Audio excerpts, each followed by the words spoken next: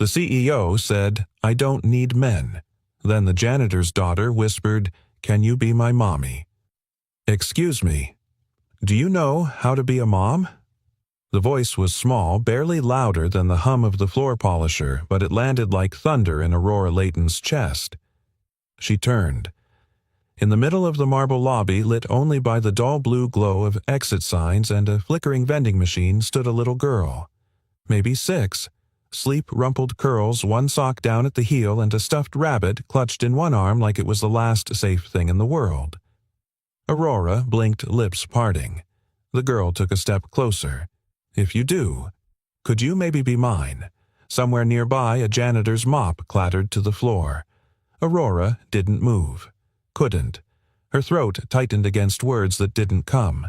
The silence stretched uneasy and unreal until the girl's father, tall, broad-shouldered in a navy jumpsuit that bore a faded company crest, hurried over and knelt beside her. "Lila," he whispered, alarm blooming on his face. "Hey, sweetheart, what did we talk about?" "You can't just—" "I was just asking," she said, simply resting her head on his shoulder. She looked lonely. Aurora inhaled sharply. He stood still, holding the child, and met Aurora's eyes with something between apology and embarrassment. "I'm sorry," he said, voice low. "She's not usually this forward." Aurora forced her composure back into place like snapping a mask onto her face. She brushed invisible lint from her coat sleeve, smoothed her posture into corporate steel. "This is a corporate lobby," she said coolly. "Not a playground. There are cameras." He gave a single nod, jaw tightening. Understood. And with that, he turned and carried the child down the corridor, disappearing through the maintenance access door, leaving behind the smell of lemon cleaner and something else Aurora couldn't name. 45 minutes earlier, Aurora had been standing in front of the mirror in her corner office, lipstick in one hand, resignation in the other. Not literal resignation. God, no. She'd never walk away from Layton Tech, the empire she'd resurrected after the board nearly gutted it post-merger. But something had cracked this quarter. Sales were flat. Morale had plummeted. Investors whispered about empathy, culture, family-oriented branding. One board member had even said the word warmth. Warmth. Aurora had fired him by lunchtime. And now here she was at 10:47 p.m., walking alone through her empty building, heels echoing off cold floors, only to be ambushed by a child asking for a mother. The absurdity was so sharp it bordered on satire. She reached the elevator and pressed the button hard enough to make her nail ache. Behind her, the hum of the janitor's machine resumed, faint, steady, and different. But something in her couldn't stop hearing it. She looked lonely. She didn't sleep that night. Not because of the child, at least that's what she told herself. She blamed the stale air in her penthouse, the thunderstorm outside, the Chinese takeout left untouched on her counter. But in truth, it was the eyes. The way the girl had stared straight through her, unafraid, unfiltered, and terribly honest. Children had always unnerved her, not because she disliked them, but because they seemed to see things adults pretended not to, like grief, like longing. She poured herself a glass of red wine and stood by the window watching raindrops streak down glass like tiny comets. Her reflection, sharp cheekbones, white silk blouse, rigid spine, stared back at her. She didn't look like someone who belonged in lullabies or nightlights. She looked exactly how she had trained herself to look. Unbreakable. But that voice. Do you know how to be a mom? No, she didn't. Not anymore. At 6:05 a.m., Aurora arrived at the office as usual, sharp black suit heels like punctuation marks and a schedule tighter than a military drill. But the lobby looked different now. She noticed a faint smear of crayon on the corner of the reception desk, a paper napkin on the ground with bunny ears drawn in pink, and in the far left corner near the vending machine, a small chair had been tucked out of sight. Next to it, a folded blanket. A worn-out children's book. A nest. That child had been here before. Her eyes scanned the security feed on her tablet. There they were, night after night. The janitor, Graham Ellis, according to the building roster, and his daughter always arriving just after closing, always staying until dawn. Quiet, out of sight, but unmistakably present. She felt something flicker inside her. Not anger, not yet, but something like intrusion. Still, she did nothing. Not that day, not until Wednesday. It was during her late meeting with the board, another pointless roundtable on productivity optics, when she caught sight of a man in uniform carrying a sleeping child through the glass walkway below. He looked tired, like the kind of tired that seeps into your bones and stays there, but his arms held the girl steady, careful not to jostle her as he swiped his ID. Aurora blinked. The man turned slightly, and for the briefest second their eyes met. And this time he didn't look away. Later that evening, Aurora rode the elevator down alone. She told herself she needed air, that the new vendor machine layout bothered her, that she was just doing a surprise facility check. But when the elevator doors opened, she didn't step into an empty lobby. She stepped into a moment. The little girl was dancing, alone. No music. Just spinning in slow circles, arms out like wings, stuffed bunny dangling by one ear. Aurora didn't move. Lila stopped spinning and turned to her. She smiled, not out of politeness, but like someone who recognized something. "I knew you'd come back," she said softly. Aurora blinked. "Excuse me." Lila stepped closer. Her voice was serious now, the kind that made grown-ups pay attention.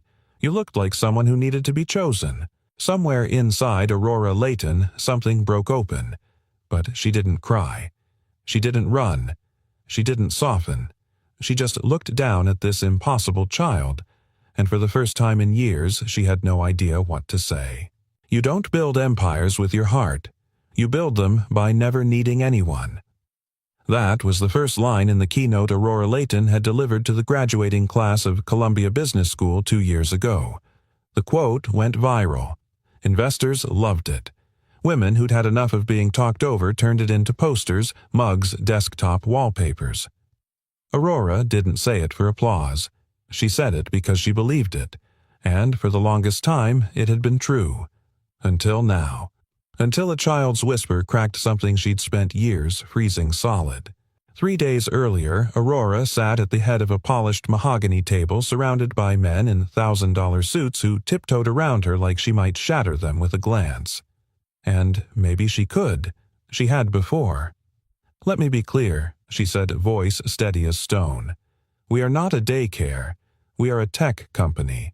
If your proposal doesn't increase shareholder value, don't bring it to my table again." Someone across from her Foster, maybe, or Thompson. They all blurred together, cleared his throat. "It's not just about numbers anymore, Aurora," he said. "We're being outplayed on culture. The new investor pitch decks all mention family-friendly values. Maybe it's time to consider something like," she raised one hand, "Family Day." She finished coldly. "Yes." I read the internal memo, and I already shredded it. A murmur rippled through the room. Aurora leaned forward, fingers steepled. "We don't sell values. We sell performance. You want to hug your kids during work hours? Start a book club, off-site." She stood the meeting over without needing to say so. As she turned to leave her assistant, Elena Sharp 30, and the only person allowed within 10 feet of Aurora's temper, trailed behind. "You'll be late for your 2 p.m., with UX, Elena murmured. Also, HR flagged a janitorial employee for review, something about bringing a child on premises during cleaning shifts. Aurora didn't break stride. Deal with it. Terminate or warn Aurora didn't even blink. This isn't a playground. We're not running a shelter. That night, Aurora sat alone in her penthouse dinner, untouched again. CNN blared in the background. She wasn't listening. She was staring at a photo. Black and white, framed in silver. The only personal item allowed in her home office. A blurry ultrasound. 11 weeks. The only proof that for a short while she had let herself hope. The baby didn't make it past week 12. The man, Daniel, didn't make it past the exit door. He had looked at her like she'd failed him, as if losing something she never got to hold made her weaker, colder less than. "You're built for boardrooms, not motherhood," he had said, keys jingling as he left. She hadn't cried. She'd doubled her company's valuation the following quarter. She hadn't looked back. The next morning, at precisely 8:00 a.m., Aurora entered the elevator in Building 1 coffee-in-hand tailored navy dress sharp enough to draw blood. The HR packet was waiting on her desk. Subject: Ellis Graham T. Maintenance technician, overnight shift, incident. Repeated presence of minor child during after-hours facility work. She flipped the folder open without reading. "Terminate," she said aloud, even though no one was in the room. But her eyes hovered over one detail. Child's name: Lila Ellis, age 6. A sticky note was attached in Elena's tidy handwriting. Quiet, respectful. No complaints. Staff reported seeing her read quietly or sleep during shifts. Aurora reached for her pen. Stopped. Sat back. It wasn't like her to hesitate. But something in her, the same thing that heard a little voice whisper through time and marble, made her pause. Instead of signing, she pushed the folder aside. That afternoon, she passed the break room just in time to hear 2 junior staff whispering. "He brings her because he has no one else. Doesn't even have a car. I heard he bikes to work with her in a seat on the back. She sleeps in the lobby sometimes, like curled up in his coat.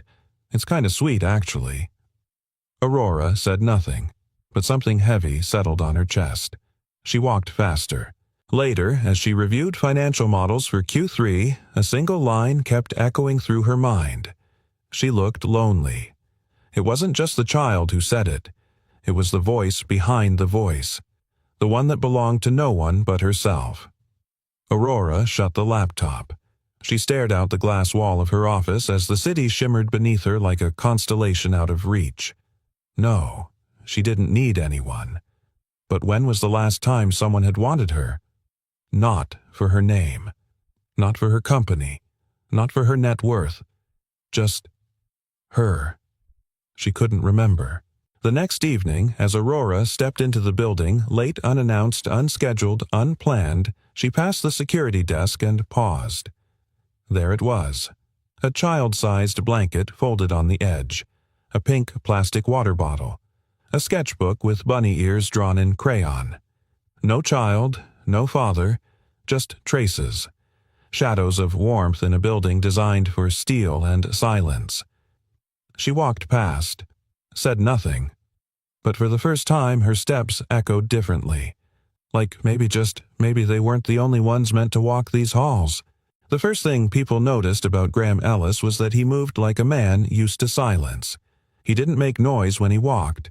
He didn't waste words. He worked like the floor was glass and someone was sleeping beneath it, steady, focused, invisible. But the second thing, if they paid attention long enough, was the way he looked at his daughter, like she was the only part of his world still breathing. "Hold still, kiddo," Graham whispered, tightening the strap on Lila's bike helmet. The sun was barely up, mist curling through the alleyways behind their apartment complex. Lila squinted. "It's not that cold, Daddy. You don't need to zip it all the way." He smiled, gently nudging the zipper up her hoodie. "Not negotiable." "You coughed twice last night. I was pretend coughing." "Nope." "Nice try." He tapped her nose. "You're a bad liar, just like your mom." Lila leaned her head sideways. Was Mom really bad at lying? "Terrible," he said, lifting her onto the child seat mounted behind his bike. "She once tried to tell me she didn't eat the last brownie, with chocolate all over her mouth." Lila giggled the sound like a wind chime in early spring. They pedaled off toward the city. Graham had worked the night shift at Layton Tech for 3 years now. It wasn't glamorous, it wasn't stable, but it kept a roof over their heads, and Lila, thank God, was still too young to know that other kids didn't spend their evenings under fluorescent lights with mop buckets and vending machine snacks. He'd tried every option Neighbor's part-time sitters programs, but Lila had asthma and anxiety both made worse when she was with strangers. So he brought her along, quietly, carefully. She stayed in her station by the vending machines with her books, crayons, and that ragged stuffed bunny. Never wandered. Never touched anything. Never caused a single complaint. Until recently. Now someone had noticed.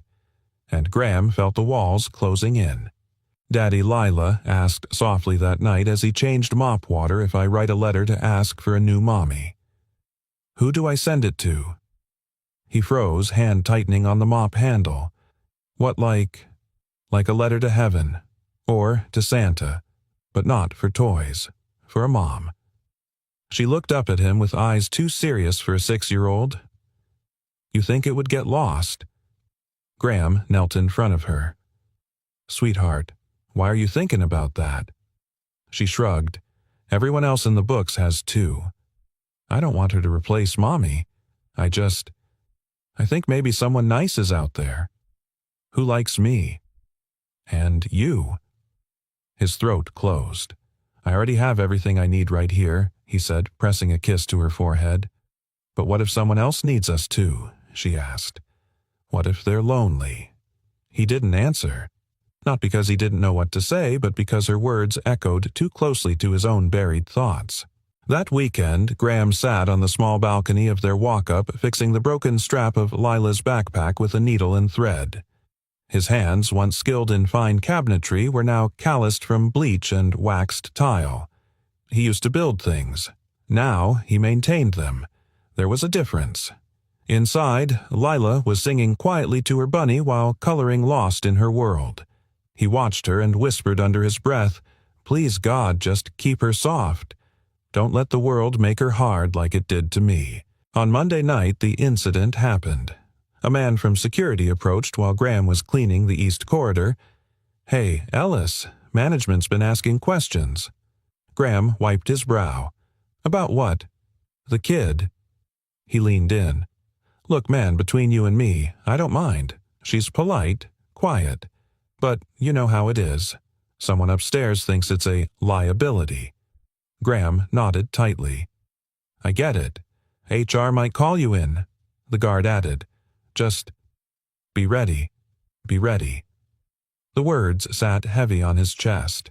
That night, after Lila had curled up on her blanket with her bunny, Graham found a sticky note in her coloring pad. Dear new mommy, I'm nice. My daddy is nice. We like warm soup and stories. I hope you are nice too. Love, Lila.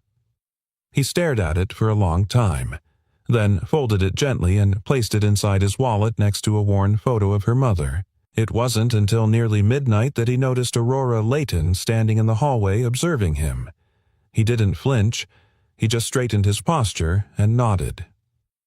Ma'am. She said nothing. Her gaze swept across the scene. Lila asleep, crayons scattered the mop bucket glistening with lemon-scented water. And then something unexpected. She stepped forward, bent slightly, picked up one of the crayons. It was broken in half. She turned it over in her hand like it was some foreign object. You let her stay here every night, she asked, tone unreadable. I do, only when I have no other choice. And what would you do if I told you this was a problem I'd understand? He met her eyes firm but respectful. But I'd still ask you not to take it out on her. Aurora looked at the child. Lila stirred, slightly mumbling in her sleep. Her tiny fingers curled into the fur of her stuffed rabbit. She looks. Aurora hesitated. Graham waited. She looks like she's never known safety except in this corner, Aurora finished softly. Graham nodded once. That's not far from the truth. A pause. Then, unexpectedly, Aurora said, She told me something the other night. Graham frowned. What did she say? She asked me if I knew how to be a mom. Silence stretched between them, full of breath and thunder.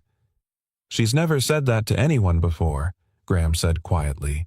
She said I looked lonely. Aurora's voice cracked just slightly. Graham didn't press. He simply offered the only thing he had. Sometimes, children see what we won't admit. Aurora looked at him for a long time. Then without another word she turned and walked away. But that night, as Graham pushed the mop down the west corridor, he found something left behind on Lila's blanket. A fresh box of crayons, still sealed, and one sticky note on top. Warm soup and stories sound nice. A maybe, someday, someone. The elevator doors slid open with a soft chime. Aurora didn't look up from her phone as she stepped in. Her heels clicked sharply against the marble floor, echoing in the sterile quiet of the early morning lobby. The lights above cast a pale glow, and the hum of the building's sole air vent's unseen systems filled the silence like white noise. She tapped through emails. 3 board memos. 1 PR alert about a competitor's acquisition. Another reminder about the fundraiser she would most likely cancel. Then a small voice broke the silence. "Good morning." Aurora blinked. Her gaze shifted downward. "Lila." The girl sat on a bench outside the elevator, tiny knees drawn up to her chest, hugging a threadbare bunny made of folded paper. She wore a sky-blue hoodie several sizes too big, the sleeves curled like waves around her hands. The girl wasn't supposed to be here. No children were. Not this early. Not unsupervised. But before Aurora could speak, Lila stood and stepped inside the elevator beside her. Aurora hesitated. No janitor in sight. Just her and a child. The doors closed with a sigh. Silence. Lila looked up at her and said softly, "You smell like snow." Aurora's brow twitched. Snow. The girl nodded, serious. Like the kind that falls when nobody's watching. Not the crunchy kind. The soft kind that disappears when you touch it. Aurora didn't know what to do with that. She pressed the button for floor 31, and Lila, without asking, reached out and pressed 17. They rode upward, wrapped in a strange calm. Then Lila began to hum. A soft tune. A melody, ancient and aching. French. The kind of song only grandmothers sing in the countryside when the fireplace flickers low and stories feel real again. Aurora's fingers tightened around her phone. "Where did you learn that?" she asked, voice steadier than she felt. Lila tilted her head. "Nowhere. I just remembered it. I think my mommy used to sing it." Aurora's heart did something it hadn't done in years. It stuttered. "You remember your mother?" "No." The girl's voice was matter-of-fact. "I never met her. Daddy says she went to the stars before I was born. But sometimes I think she left me songs. In dreams." Aurora stared at the elevator numbers blinking upward. The air felt thinner somehow. "Why are you in the building?" she asked, more brusque than intended. "Daddy works. He says I'm quiet enough to wait." Lila smiled. "And I like quiet places. They don't forget you're there." Aurora couldn't find words. She didn't know why the girl's presence unsettled her. She had navigated billion-dollar negotiations, testified before federal commissions, silenced rooms of men with a glance. But this child spoke like poetry and looked at her like she was something possible. The elevator dinged. Floor 17. Lila didn't move. "You missed your floor." The girl shrugged. "I like the music here better." Aurora almost laughed.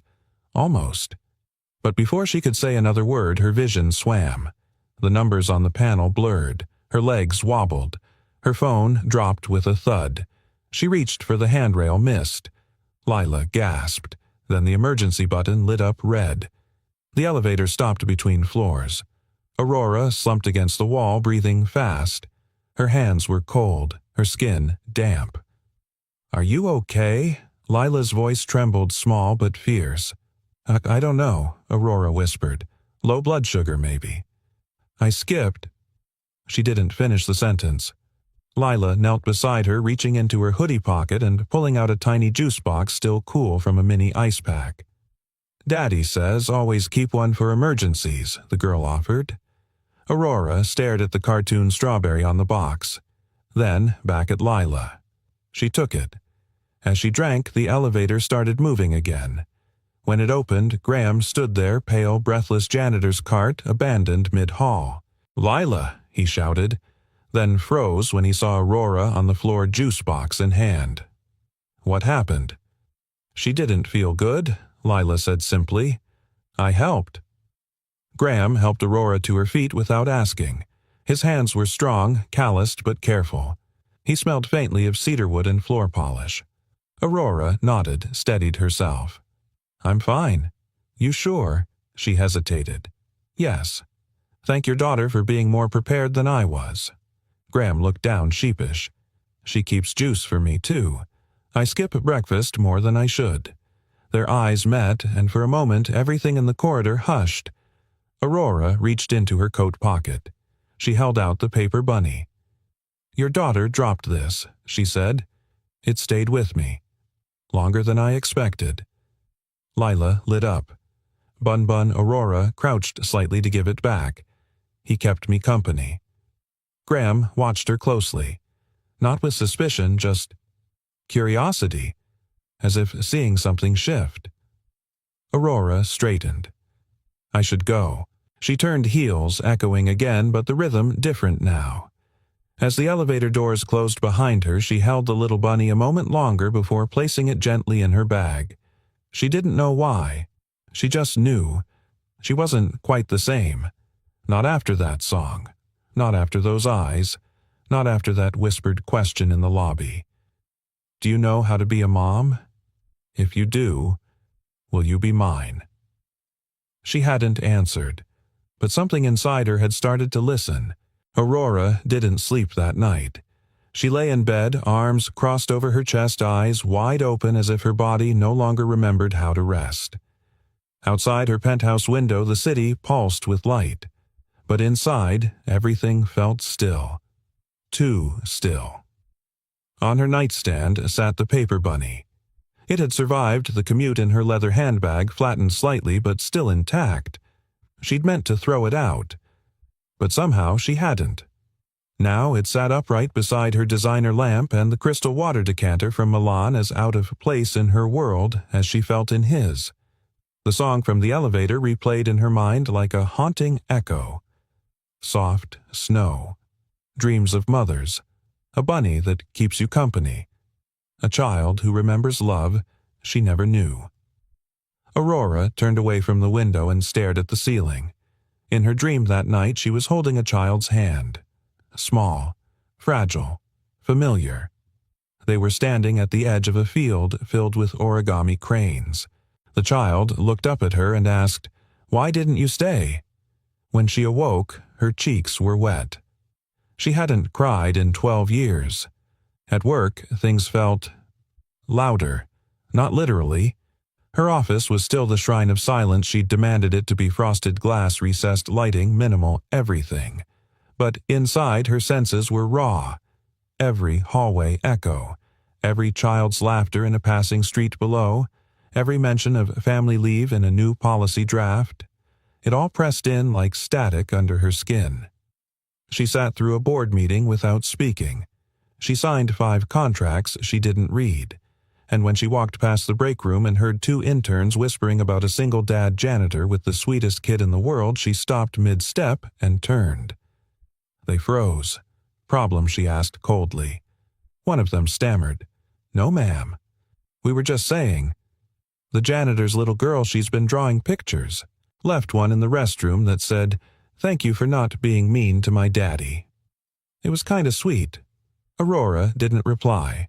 She walked away. But later that evening, when everyone had left, she made her way to the break room. On the bulletin board was a crayon drawing tacked beneath a poster about fire drills. It showed a woman in a white blazer holding hands with a stick-figure child and a man with a mop. Above them, "My wish, family." She stared at it for a long time. Then, without knowing why, she took it down and folded it carefully into her coat pocket. Elsewhere, Graham was in trouble. A manager from HR had flagged a report from security: unauthorized child on premises, repeated warnings, unheeded. He stood outside a frosted glass conference room holding Lila's tiny backpack in one hand and a folder of apologies in the other. Inside, they were deliberating his future. He heard one voice, sharp nasal, mention liability. Another muttered, "Policy is policy," He knew this day might come, and he'd prepared his answer.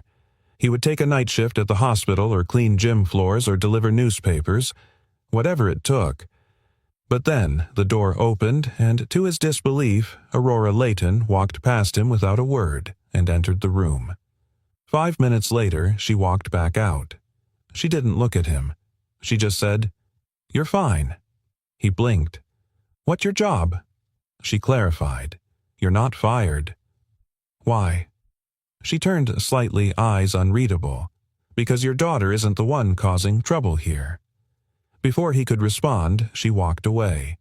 That night in her silent apartment, Aurora took out a sheet of paper. She hadn't done this in 20 years. With awkward fingers, she began folding. Once, twice, diagonal, backfold, pinch. Her hands remembered what her heart had forgotten. By the end, a rough paper crane sat beside the bunny. She looked at it, tears threatening again, but she fought them back. A single whisper escaped her lips. Would I have been a good mother? The only answer was the soft creak of the heater kicking in. She placed the crane next to the bunny and turned out the light. Across town, Graham tucked Lila into their small bed. She was clutching her paper bunny tightly. "Daddy," she murmured sleepily. "Did the lady with the shiny shoes get in trouble?" "No," he said gently. "She helped me today." Lila smiled. "I knew she wasn't made of ice." "Why's that?" "Because ice breaks." But she bent. Graham kissed her forehead. "Go to sleep, philosopher." As he walked out of the room, he paused and glanced at the nightstand where Lila had placed her latest drawing, the same trio again, him, and the shiny lady. Only this time, the woman wasn't holding hands.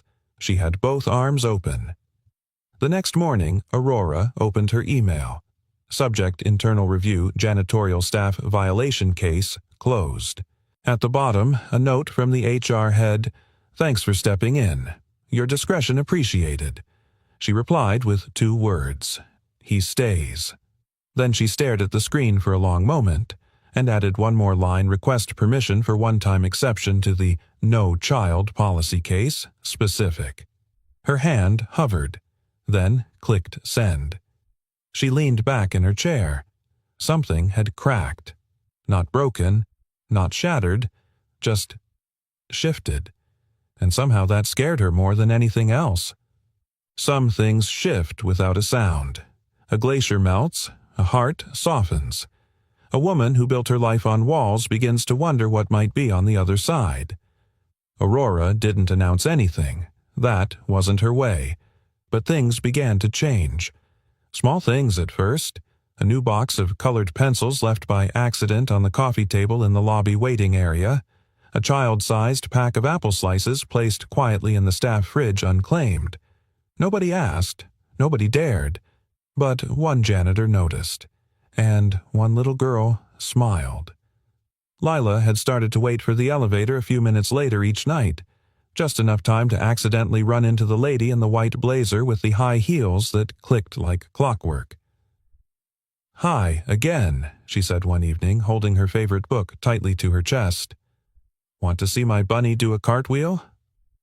Aurora hesitated, then crouched careful not to crease her suit. "I've never seen a paper bunny cartwheel," she said.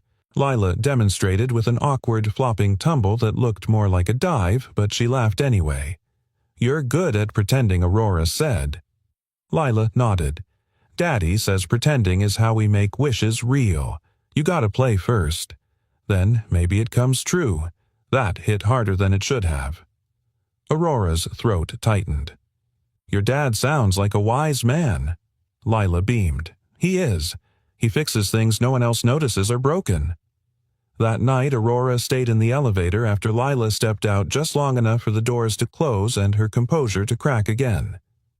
The next morning, Graham received a summons to the 36th floor.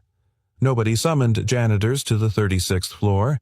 It was where the execs lived, where the walls were actual marble and the coffee machine cost more than his car. He wore his cleanest shirt, tucked it in, and still felt like he was dragging mud through a cathedral. He knocked once. The door opened automatically. Inside, Aurora sat behind her desk, sleek and distant as always, but something in her expression had softened, like she wasn't bracing herself for war. "Mr. Ellis," she said, gesturing toward the chair across from her. He didn't sit right away. "I wasn't aware I was in trouble," he said cautiously. "You're not." He sat wary. She studied him. "How long have you worked here? 7 years. Any complaints?" Until recently he quipped only from the mops. She smiled. Barely. But it was there. "I've reviewed the security concerns," she said, "and I've overridden them. Lila can stay in the lobby during your shifts provided she remains quiet, safe, and doesn't interfere with operations." Graham blinked. I don't know what to say." Aurora looked at him. "Just tell me the truth. Why bring her here?" He exhaled. "Because she doesn't sleep when I'm gone. Because babysitters fall through. Because I tried everything else." He hesitated, then added, "Because I promised her after her mom died I wouldn't leave her in the dark again." Aurora's voice lowered. How old was she? 2.5. She remembers Graham nodded, not with words, but with silence. She notices every empty chair. There was a pause, heavy, real. Then Aurora spoke again, quieter. "Do you believe children know who they belong to?" Graham tilted his head. "I think they know who stays. That's all they need, really. Someone who stays." Another pause. Aurora's voice nearly cracked. "Can someone learn how to stay if they've always left?" Graham looked at her gently. "I think staying's a muscle, Ms. Layton, not a miracle. You build it, one moment at a time." She swallowed. "Would you mind if I spent a little more time with Lila just talking? Nothing formal." Graham leaned back, a flicker of surprise in his eyes. "Ms. Layton Aurora," she interrupted. He nodded slowly. "Aurora. You saved her that night in the elevator. You didn't have to. I didn't even think she said." "Exactly." The next week was filled with tiny, almost invisible moments. Aurora passed Lila a sticky note during a quiet moment in the lobby. On it was a drawing of a stick figure woman, with bunny ears. Lila giggled so hard she fell off the bench. They played a new game just between them, Bubble Wishes. Aurora would hold a small travel-sized bubble wand Lila had given her. They'd each make a wish silently, then blow a bubble and watch it float. If it popped in the air, the wish was ready. If it landed, it was waiting. And if it never formed, Lila would declare, "Wish needs more heart. Try again." Aurora found herself trying again. A lot. Each time she gave more. One late evening, as Graham scrubbed the glass doors near the exit, he saw the two of them sitting on the bench. Not talking, just watching the bubbles float. He stood still for a moment, mop in hand, as if the scene might vanish if he breathed too loud. Then Aurora looked up, met his eyes, and didn't look away. Graham walked over, slow and unsure. Aurora stood. "I've been thinking," she said, meeting him in the middle of the marble floor, "about the bunny, the cranes, the drawing she made." He nodded. "I never thought I'd say this, but—" She looked at Lila, then back at him. "I want to keep showing up, not as a guest, as someone who stays." Graham searched her face. "This isn't something you owe Aurora." Her voice trembled. "It's something I need." That night, Lila tucked her bunny under her pillow and whispered, "Thank you for not being made of ice." And across the city, in a penthouse once built for solitude, a woman folded another crane. This time it didn't feel like penance. It felt like practice. It started with silence. Not the kind Aurora had grown used to, the cold, clinical hush of polished offices or the late-night stillness of her penthouse. This was a different kind. Heavier, charged. The kind that follows a scream no one heard. It was a Friday. Quiet, like most Fridays after 8 p.m., when the company's fluorescent heartbeat slowed, and only janitors and night programmers remained. Aurora had stayed later than usual, reviewing quarterly reports she hadn't actually read, sipping lukewarm tea she hadn't tasted. She was waiting. Not for a meeting, for a giggle. A little girl's voice humming a tune off-key. A tiny presence in pink sneakers wandering the lobby with folded animals in her pocket. But tonight it didn't come. Aurora glanced at the wall clock. 9:17 p.m. Her chest tightened subtly the way it used to just before a major shareholder call. She stood, stepped into the elevator, pressed G. When the doors opened, the lobby was empty. Not quiet empty. No janitor's cart, no pink backpack, no Lila. She checked her phone. Nothing from Graham. Odd. She waited 5 more minutes before walking over to the security desk. "Excuse me," she said, trying to sound casual. "Have you seen the little girl who sometimes sits near the fountain?" The young guard looked up from his phone. "You mean the janitor's kid?" "Yes. Lila." The guard shrugged. "I think they left early today. I saw him heading to the service stairwell around 7. Aurora frowned. "She's not with him." He blinked. "I assumed she was." That was the moment. That's when the panic cut through. Aurora turned sharply, heels echoing across the marble floor as she headed for the stairwell door. She searched the first floor, second, third, empty offices, darkened halls, echoes. By the time she reached the 5th floor, she was calling Lila's name out loud. "Lila, sweetheart, it's Aurora. It's okay. Just answer me." Her voice cracked as she turned the corner into the women's restroom and froze.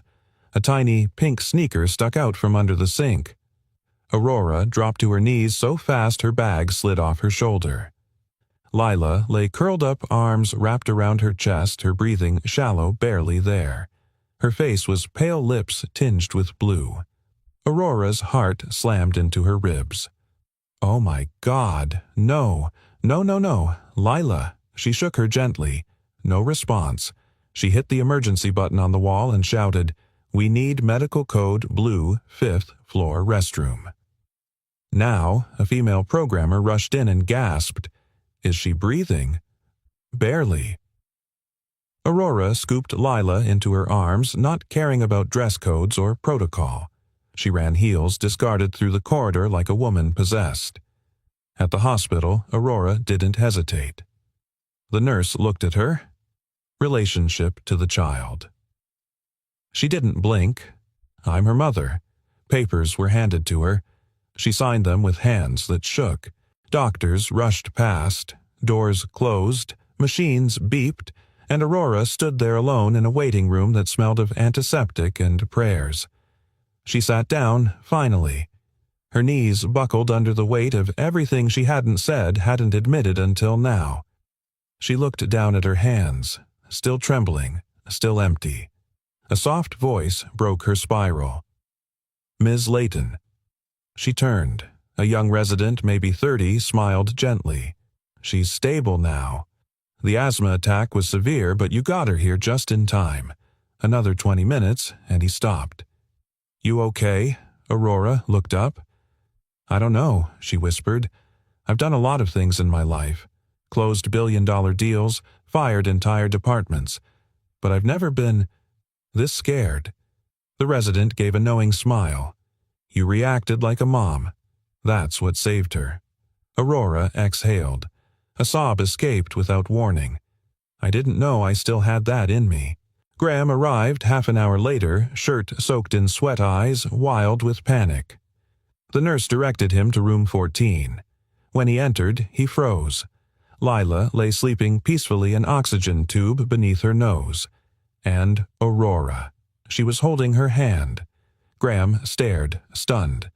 Aurora stood. "I found her in the restroom. I don't know how long she'd been there. She must have wandered off." He stepped forward. "Thank you. I don't know how to." "You don't have to," she cut in gently. "She's safe. That's all that matters." He looked at her, really looked. The woman who once ruled with ice had melted in his absence. Her shoulders no longer square. Her eyes red but soft. Her voice trembling, but not from fear. From feeling. "I told them I was her mother," Aurora said. Graham's brow lifted slightly. I hope that's okay. He nodded slowly. More than okay. She walked toward him, hesitated, then asked May I stay a while. He smiled. She already thinks you will. Later, in the dim glow of the hospital nightlight, Lila stirred. Aurora leaned close. Hey, she whispered. You scared me, little star. Lila blinked sleepily, then asked soft as snowfall, Will you stay? If I get better, Aurora's throat closed. She nodded, pressing her forehead to Lila's. I'm not going anywhere. The little girl smiled faintly. Don't be a pretend angel. Aurora blinked, confused. I want a real mom, not a memory. Tears traced down Aurora's cheeks. She whispered so only Lila could hear, I want that too. The room smelled like lemon antiseptic and plastic flowers. The morning sun filtered weakly through the thin blinds, painting stripes across the pale blue walls. Machines hummed gently, a soft reminder that breath like healing was a quiet, steady thing. Aurora sat in the same chair she hadn't moved from all night. One hand gently cradled Lila's. The other rested in her lap, clutching the wooden bunny Graham had carved, the one Lila called Mom. The little girl stirred. Morning sunshine. Aurora whispered, brushing a strand of golden hair from her forehead. Lila blinked, her voice still raspy. Are we still here? We are, and you're okay. A beat passed. Lila's eyes searched the room, then landed on her. You didn't leave. Aurora's smile cracked a little. I didn't. Even when I got all gross and snotty and wheezy, Aurora let out a soft laugh. Especially then. Lila's small fingers tightened around hers. Then, I want to tell you a secret. Aurora leaned in. I'm listening. The girl looked at her with a seriousness too large for her frame. If I get better, will you still stay? Not just here, but always. Like a real mom stays. Aurora swallowed. The answer wasn't easy, not because it was no, but because it was yes. A trembling, terrified yes she hadn't realized was inside her until now. She pressed Lila's hand to her chest. I don't know what kind of mom I'd be. I've never done this before. Lila looked thoughtful. Me neither, but maybe. We can learn. A tear escaped down Aurora's cheek. Yeah, baby. Maybe we can. Graham arrived not long after, still wearing the same clothes as yesterday, face drawn with worry and sleeplessness. He paused at the doorway when he saw Aurora, saw her hand in Lila's, saw the soft smile on his daughter's face that used to be reserved only for bedtime stories and bunny origami. Morning, he said gently. Aurora looked up. She's stable, breathing on her own. They said she can probably go home tomorrow. He nodded, stepping closer. Then, after a beat of silence, she called out for you. In her sleep. Not for me. Aurora tensed. I'm sorry, don't be. He sat down on the other side of the bed, his voice low. You did something I couldn't. You got to her when it mattered. That makes you part of her story now, whether we're ready or not. Aurora looked away, the weight of that truth settling in her chest. Graham reached into his coat pocket and pulled out a folded piece of paper. It was crumpled, slightly torn at the corner, and carefully colored in with crayon. He handed it to her. I found this in her backpack. She made it yesterday. Said it was a wish. Aurora unfolded it slowly. It was a picture. Stick figures, one tall woman in a white coat, one man with a mop, and one small girl with 2 buns in her hair. They were holding hands under a rainbow. Written in shaky block letters, Family. Aurora stared at it silent. Graham broke the silence first. She doesn't need perfect. Just present, Aurora whispered. That's what scares me the most. He studied her for a long moment. Do you want to know something I've never told anyone, he said. She nodded. When my wife died, Lila was 2. Still babbled more than talked. I didn't know how to do anything pigtails bedtime grocery runs. I messed up 100 times a day. His voice trembled, but one night she climbed into my lap, sticky hands and all, and whispered, "You're doing okay, Daddy." That's when I realized love doesn't wait for perfection. It just shows up. Aurora's chest ached. She looked up at him. "I had a daughter." Graham's breath hitched. He didn't speak. Aurora continued, voice fragile. "Years ago. I never got to meet her. Miscarriage at 22 weeks. Her name was Ellie. I haven't said it aloud in a long time." Silence. Aurora closed her eyes. "My husband left the same day. Said he couldn't watch me grieve like that. Said I was too empty. That's when I decided emotions were liabilities, that needing anyone was weakness. I buried Ellie with every wall I built after." Graham didn't speak right away. When he did, his voice was steady. "You didn't bury her. You carried her. You still are." Aurora shook her head. "I don't know if I can—" "You already did," he interrupted gently. "Last night in the hallway with Lila in your arms, that wasn't weakness. That was the bravest damn thing I've ever seen." The tears came harder this time, and Graham didn't look away.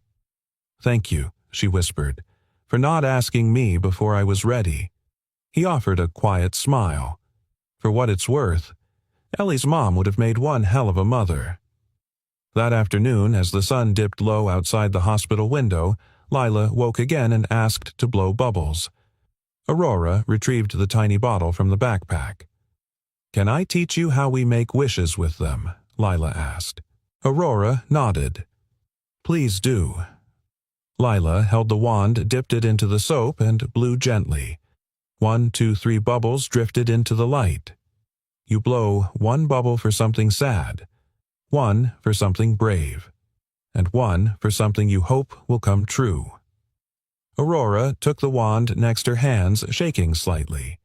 She blew, and the bubble shimmered gold in the light. "What was your wish?" Lila asked. Aurora leaned close. "That next time you need a mom, I'm already there." The first thing Aurora noticed was the smell. Not bleach or corporate coffee or the sterile nothingness of her penthouse. This was cinnamon, old wood, something warm, something lived in. She stood in the narrow entryway of Graham and Lila's apartment, her hand still resting on the doorknob like she wasn't sure if she was allowed to come all the way in. Graham stepped aside, nodding. "You're welcome to."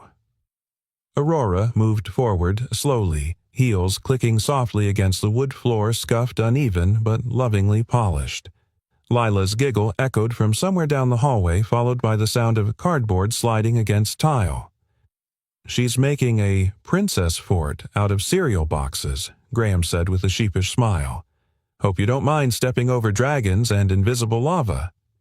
Aurora almost smiled. "Almost. I've survived board meetings with billionaires and one attempted hostile takeover. I think I can handle lava." Graham chuckled, leading her through the modest space. The living room was small but bright. Plants lined the windowsill, some half-thriving, others determined to survive. On the wall hung a framed quote handwritten in crayon. "You don't have to be perfect to be someone's favorite." Lila Aurora stared at it. "That's surprisingly profound." "Yeah," Graham said, rubbing the back of his neck. "She heard it in a cartoon, then asked me to write it out for her birthday." A moment passed. Then Aurora turned voice quieter. "Do you ever feel like you're building something with your bare hands, hoping it doesn't fall apart?" Graham didn't hesitate. "Every day."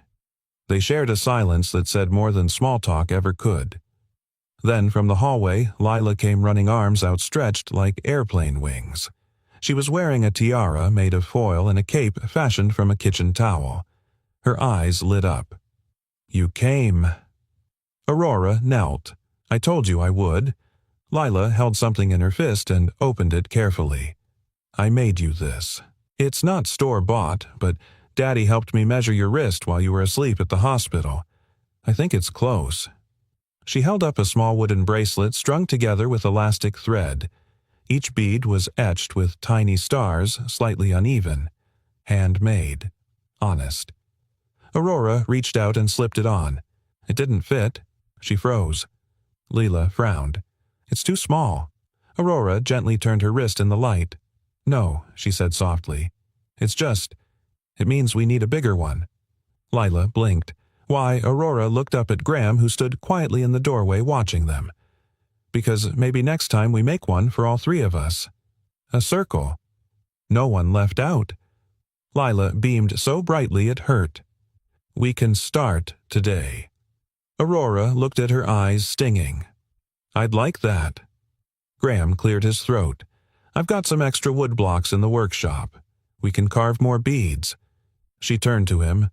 You have a workshop. He shrugged modestly, more like a storage unit with dreams. She chuckled. I think dreams are allowed to live wherever they can breathe.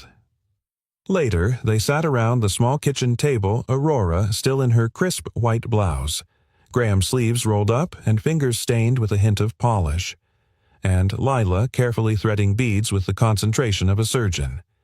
The air buzzed with something electric and fragile. Home. Not the kind with floor-to-ceiling windows and imported granite countertops, the kind that lets you exhale. Graham slid a bead across the table toward Aurora. This one's from cedar. Smells like campfires. Was it from your old job? She asked, turning it in her palm. He nodded. Railing of a porch I built for a widow down on Sycamore Street.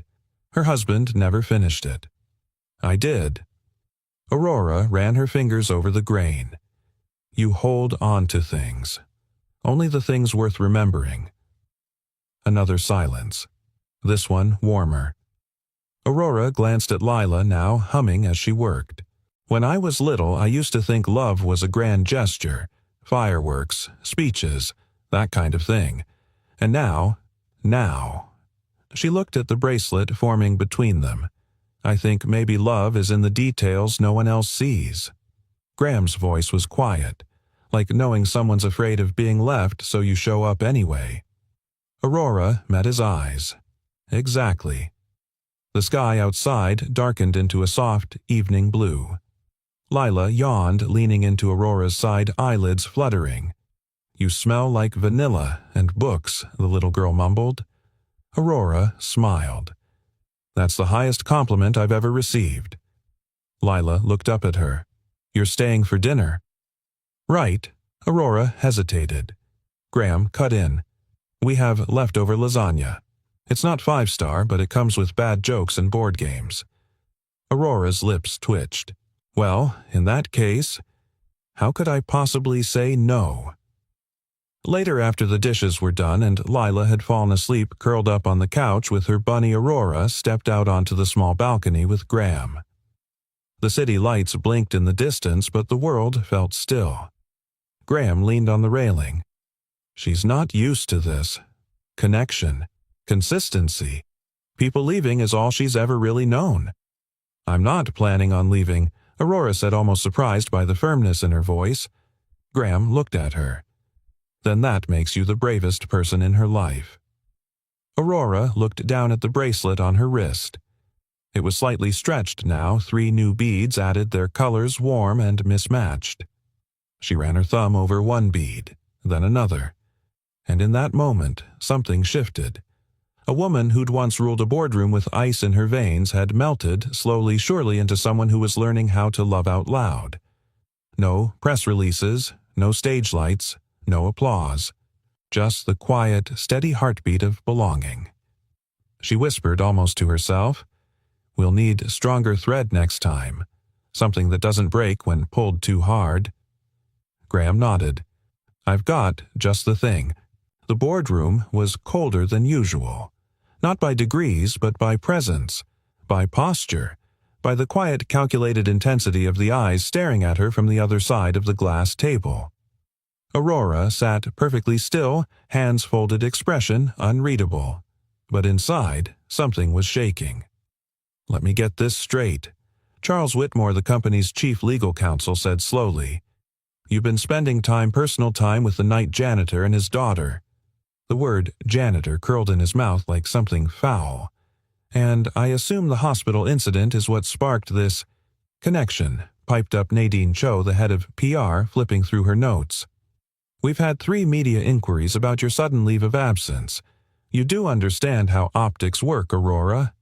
I understand perfectly, Aurora replied, voice calm. Too calm. Another executive leaned in. This isn't just about you anymore. You represent the face of an empire, an image we've all built together. Charles nodded. Which means any personal entanglement, especially with someone so beneath your station, puts us all at risk. There it was, the line drawn. Aurora looked down at the bracelet still on her wrist. The cedar bead Graham gave her caught the light like a secret no one else understood. You're asking me to choose. Charles gave a tight smile.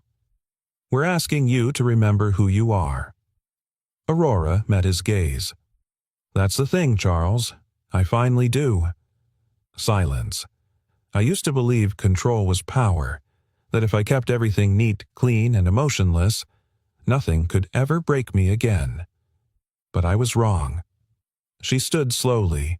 Love isn't weakness, and you don't lose credibility by choosing connection over isolation. You gain humanity. Nadine sighed. So you're walking away. From all of this, Aurora's voice didn't shake. I'm not walking away. I'm stepping toward something real. Then she turned heels, echoing across the polished floor, and didn't look back. It rained that afternoon. Not the soft, cinematic kind, but the full, uncompromising downpour. A city-cleansing, soul-wringing kind of rain. Aurora stood at the salon mirror, her long platinum hair pooled across the floor like silk memories. You sure about this? The stylist asked, scissors hovering. Aurora exhaled. Cut it. The first strand fell like a ribbon of ice. By the end, her reflection was almost unrecognizable and somehow finally right. Gone was the cold goddess in glass towers. In her place stood a woman, still powerful, still composed but stripped of armor. Softened by storms she'd stopped trying to outlast. When she stepped back into the rain, she didn't run. She walked, head up, heart open. That evening, Graham opened the door in his usual flannel and jeans, then froze. Aurora. She was soaked to the bone, her blouse clinging her shoes muddy. But she was smiling, hair short, eyes clear. You cut it, he said, stunned. I let go. She stepped inside, water trailing behind her like she was shedding the past. Graham didn't ask why she was there. He just handed her a towel. Lila, peeked from the hallway, gasped, then ran to her. You look like a superhero now. She beamed, hugging Aurora's waist. Can superheroes stay for movie night? Aurora knelt, tucking a strand of wet hair behind Lila's ear. I'd like to stay for a lot more than that. Lila blinked. Like forever, Aurora swallowed. If you'll have me. Graham watched them, and something in his chest finally exhaled after 4 years of holding its breath. Later, they sat on the floor surrounded by popcorn crayons and the chaos only children and real life could make. Did the big bosses yell at you? Lila asked, her voice sleepy. Aurora nodded. They didn't understand why someone like me would want to be part of someone like you. Lila frowned. That's silly. It is, Aurora agreed. 'Cause we're awesome, Lila said, already half asleep. Graham chuckled from the kitchen. You'll learn fast, she doesn't argue when she's right. As night wrapped around the apartment like a blanket, Aurora sat on the couch beside Graham, a mug of tea warming her palms. I walked away from everything she whispered. Not everything he said gently. You walked toward something too. She looked at him. I used to think I wasn't allowed to be a mother again, that I'd already failed once. Graham didn't rush her. He waited. Aurora continued, voice soft. But maybe motherhood isn't about biology or perfection. Maybe it's just about choosing to stay, to show up. He nodded. That's all she's ever needed. That's all any of us need. She leaned her head on his shoulder. For the first time in years, she let herself feel the warmth of another person without flinching. Outside, the rain had stopped. The world was washed clean. The next morning, a headline quietly made its way through industry circles. Aurora Layton steps down as CEO, cites life worth living as new mission. No scandal, no PR disaster, just a woman reclaiming her humanity. And in a small apartment on the edge of the city, a little girl woke up in a bed full of stuffed animals and whispered, "She stayed." Her bunny sat beside her pillow. So did a brand new wooden bracelet. This one was big enough for 3. The park was quiet that morning, a rare hush that seemed to hold the world still as if even time itself was taking a breath. Soft spring sunlight filtered through the trees, casting dappled gold over the pond where cranes sometimes visited. Ducks drifted lazily near the edge, and on a weathered wooden bench just off the path 3 figures sat together, not as boss and janitor and stranger, but as something new, something whole. Lila's small fingers clutched a sheet of paper, her tongue poking slightly out the corner of her mouth as she folded it carefully line by line. Aurora watched her with a quiet awe she never used to believe she was allowed to feel. Every movement, every furrow of Lila's brow was a small miracle unfolding in real time. Beside them, Graham whittled softly with a pocket knife, shaping the edge of a block of cedar into a delicate curve. It smelled of home and hope. "We should name this one," Lila said, holding up the finished origami crane. Aurora smiled. "What's this one for?" Lila thought for a moment, tapping the crane's wing. "This one's for all the wishes that don't need words." Aurora's throat caught. She glanced at Graham, who gave her a quiet nod, one that said, "Let it in. You're safe now." They had come here every Saturday morning for the last month.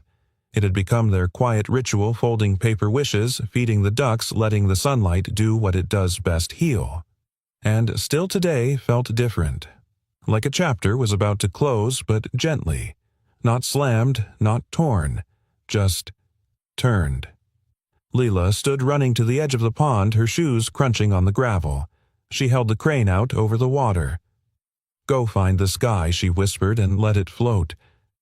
Aurora stepped beside her, crouching low. That was beautiful. She didn't sink this time.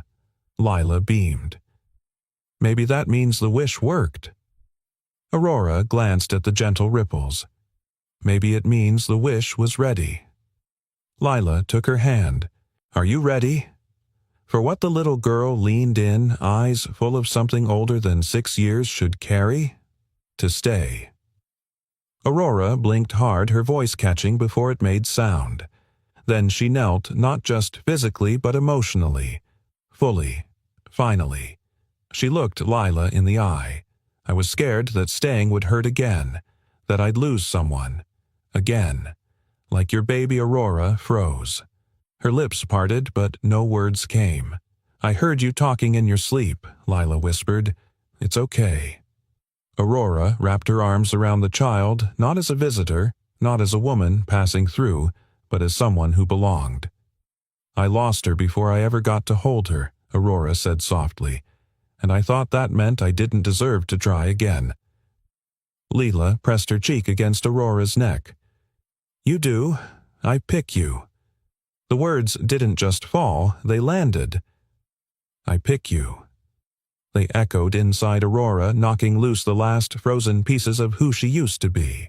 "I pick you too," Aurora whispered. Later, as the sun climbed higher and laughter echoed from other corners of the park, Graham joined them with warm drinks and a new bracelet in his hands. It was simple. 3 wooden beads, polished, smooth-strung on red thread. One bead was slightly larger than the others. "It's not fancy," he said, offering it to Aurora, "but Lila says it has to be strong enough to hold all 3 of us." Aurora took it, gently running her thumb over the wood. "This time, it fits." Graham smiled. "So do you."